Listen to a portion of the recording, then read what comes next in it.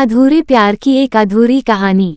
शाम का समय था। मैं अपने दोस्त का इंतजार कर रहा था। स्टेशन के बाहर हम लोग का बाहर कहीं घूमने जाने का प्लान था और मैं जल्दी पहुंच गया था।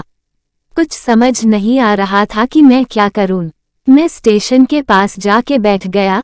तभी कुछ ऐसा हुआ कि मेरी जिंदगी एक अलग मोड़ लेने वाली थी।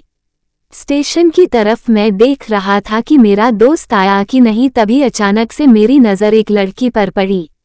वो जो वक्त था, मैं पूरी तरह कुछ देर के लिए थम सा गया था। मैं सब भूल गया था कि मैं कहाँ हूँ, क्यों हूँ। बस मेरी आंखें उस लड़की की तरफ से हट ही नहीं रही थी और इस तरह से मैं उसे देखता ही जा रहा था। उसकी मासूम चेहरा, उसकी छोटी छोटी आंखें, उसके मासूम सा चेहरे पे वो मासूम सी उसकी हंसी, जैसे मानो कोई परी हो वो।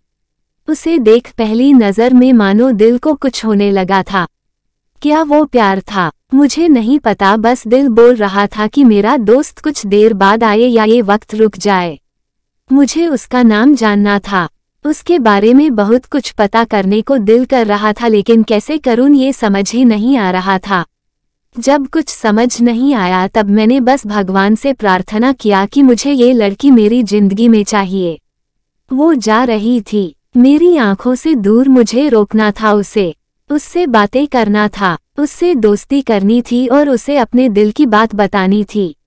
लेकिन कैसे? यही सवाल बस बार बार मेरे मन में आ रहा था और मुझे बेचैन किए जा रहा था।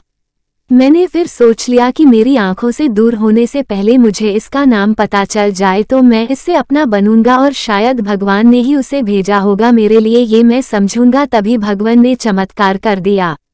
पीछे से आवाज आया, प्रिया मैं यहाँ हूँ।